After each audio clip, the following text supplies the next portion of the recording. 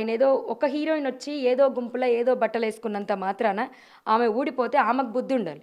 ఇంకోసారి ఏసుకోవడం, ఇంకోసారి రాకూడదు అని. వాళ్ళ సినిమా ప్రపంచం వేరు, సొసైటీలో వేరు. ఇంకా నా నా పర్సనల్ ఒపీనియన్ అంటే సినిమాల వల్ల సొసైటీకి ఒరిగేది ఏమీ లేదు.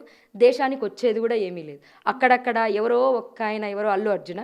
ఆయనొస్తే పసిపిల్లోడు చావు బతుకుల దానికి వరకు వెళ్ళిపోయారు. వాళ్ళ ఫ్యామిలీ మొత్తం పొల్యూట్ అయిపోయింది. ఆయనేమన్నా దేవుడా? దేవుణ్ణి కూడా చూడం మనం అట్లొస్తే నిజంగా. ఆయనను చూడటానికి అట్లా పోవడం ఏంది? ఈ సినిమా పరిశ్రమ వల్ల ఎవరికి ఉపయోగం ఉంది? నిజంగా ఎవరికి ఉపయోగం ఉంది? ఇక్కడ అనసూయ ఏమంటున్నారంటే అమ్మ మేము అలా బట్టలు వేసుకోవడం మా హక్కు, మేము అలా వెళ్తాము, కానీ చూసే వాళ్ళ కళ్ళు మారాలి అని మీరు చెప్పాలి అని చెప్పి రివర్స్లో కౌంటర్ శివాజీ గారికి వేయటం జరిగింది. దాని గురించి ఏమంటారు? అంటే మేము ఇలానే ఉంటాం, మేము ఎలా వేసుకోవాలో అలాగే వేసుకుంటాం, కానీ చూసే వాళ్ళ కళ్ళు మారాలి అంటే ఏం చెప్తారు? అంత దరిద్రపు సంస్కృతి కాదు కదా వాస్తవం కాడికి. అంత హిందూ సంస్కృతి అయితే మరీ అంత దరిద్రపు సంస్కృతి కాదు కదా. నా ఇష్టం వచ్చినట్టు నేను వేసుకుంటా అన్నప్పుడు నిన్నెవరు ఆపుతారు?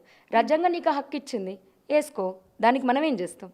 ఇప్పుడు నేను సింగిల్ పీస్తోనే పోతాను, నేను అసలు లేకుండానే పోతాను, చూసే వాళ్ళని నువ్వు కంట్రోల్ చేయంటే నీ పిచ్చి నీకు ఆనందం, దానికి ఎవరం ఏం చేస్తాం? అంతే కదా.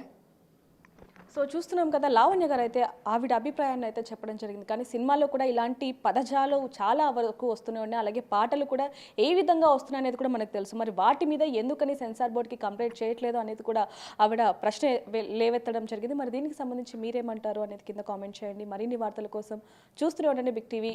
కెమెరామ్యాన్ చైతన్యతో రిపోర్టర్ దేవిక, హైదరాబాద్.